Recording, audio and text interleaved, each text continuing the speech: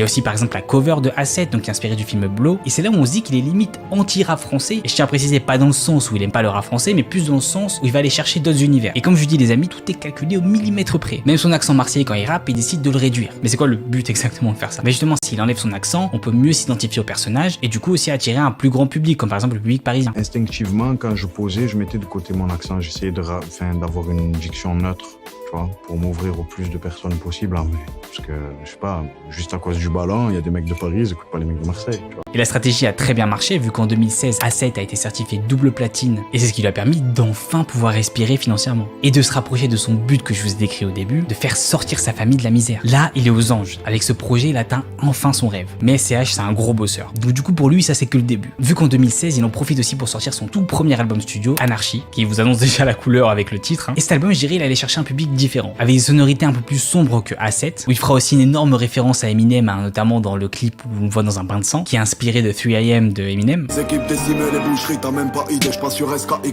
j'passe sur OKLM. On a aussi un titre magnifique qui est en hommage à sa mère, donc Allô Maman, qui encore une fois vous le voyez donc renforce sa motivation profonde.